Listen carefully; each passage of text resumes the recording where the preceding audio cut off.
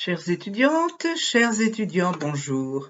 Un petit moment de culture aujourd'hui. En effet, nous sommes aujourd'hui le samedi 1er mai. En France, et parfois ailleurs, le 1er mai est férié. On ne travaille pas. Qu'est-ce qu'on fait alors habituellement ce jour-là? On passe la journée en famille, on va au marché ou chez le fleuriste pour acheter du muguet, la fleur traditionnelle pour le 1er mai. On offre du muguet à sa famille ou à ses amis pour porter bonheur. On regarde les informations à la télévision et spécialement les défilés des syndicats dans les rues des grandes villes. On va manifester aussi contre les problèmes liés aux conditions de travail. Mais en 2021, on ne peut pas manifester. Le muguet. Alors le muguet, voici.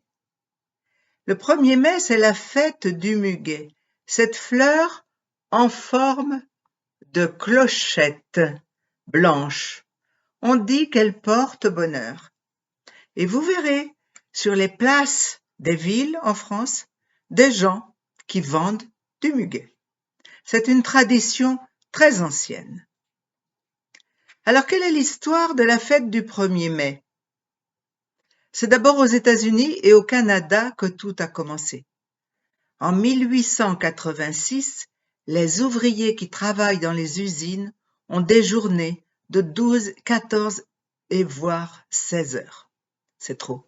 Ces travailleurs décident alors d'organiser des manifestations pour montrer leur désaccord et pour exiger du gouvernement de réduire ce nombre à 8 heures par jour. En Europe et dans de nombreux pays, ces manifestations donnent des idées. Et c'est en 1890, oui, en France, que les ouvriers manifestent pour réduire leur journée de travail à 8 heures.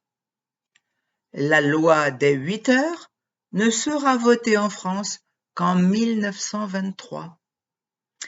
Et c'est un congé payé depuis 1947. Aujourd'hui, 1er mai 2021, nous n'irons pas manifester. Les manifestations sont interdites en raison du coronavirus. Nous vivons encore confinés. Mais peut-être irons-nous faire un tour pour acheter un brin de muguet chez le fleuriste le plus proche ou chez un petit commerçant. C'est une fleur porte-bonheur. J'ai ici 3 brins de muguet que m'a donné ma voisine.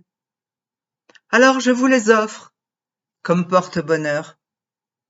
Bonheur à tous. À plus tard.